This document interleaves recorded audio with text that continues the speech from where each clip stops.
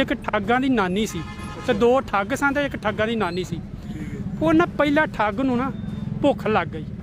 ਉਹਨੇ ਦੂਸਰੇ ਠੱਗ ਨੂੰ ਕਿਹਾ ਯਾਰ ਭੁੱਖ ਲੱਗ ਗਈ ਹੈ। ਉਹਨੇ ਕਿਹਾ ਕੋਈ ਕਰ ਲੈਣਾ ਇੰਤਜ਼ਾਮ। ਉਹ ਨਾ ਇੱਕ ਮਾਈ ਭਾਈ ਆਈ, ਬੁਸ਼ਕੜੀ ਉਹਨੇ ਚੁੱਕੀ ਸਿਰ ਤੇ।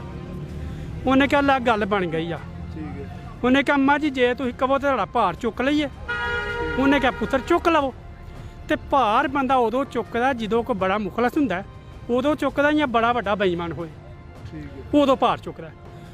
ਉਹ ਅੰਮਾ ਨੇ ਭਾਰ ਚੁਕਾ ਦਿੱਤਾ। ਜਦੋਂ ਕਿਹਾ ਨਾ ਅੰਮਾ ਕਿੱਥੇ ਜਾਣਾ, ਕਿਹਾ ਨਾਲ ਹੀ ਘਰ ਹੈ। ਉਹਦਾ ਘਰ ਨੇੜੇ ਆ ਗਿਆ। ਦੂਸਰੇ ਠੱਗ ਨੇ ਇਸ਼ਾਰਾ ਕੀਤਾ ਗੱਲ ਨਹੀਂ ਕੋ ਬਣਦੀ ਪਈ।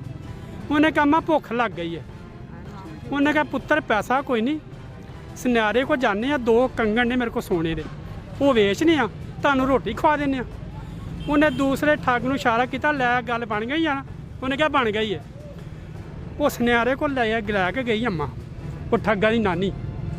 ਉਹਨੇ ਜਾ ਕੇ ਸੁਨਿਆਰੇ ਨੂੰ ਕਿਹਾ ਪੁੱਤਰ ਇਹ 2 ਠੱਗ ਮੈਂ ਵੇਚਣੇ ਨੇ ਤੇ ਇਹਨਾਂ ਦਾ ਕੀ ਲਵੇਂਗਾ। ਉਹਨੇ ਕਿਹਾ ਮੈਂ ਰੁਪਈਆ ਲਵਾਂਗਾ 200 ਤੇ ਇਹਨਾਂ ਕੋਲ ਸਫਾਈ ਕਰਵਾਵਾਂਗਾ ਦੁਕਾਨ ਦੀ।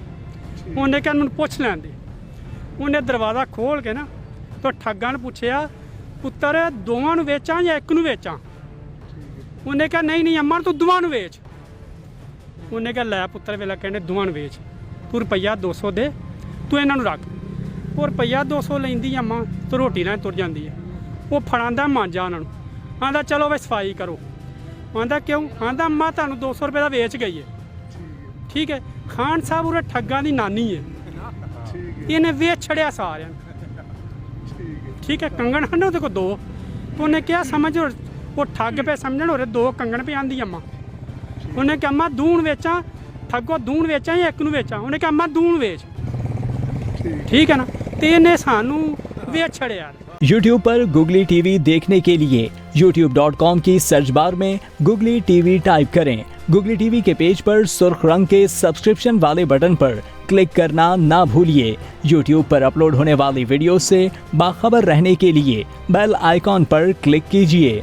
आपको हर नई आने वाली वीडियो के बारे में नोटिफिकेशन मौसूल हो जाएगा।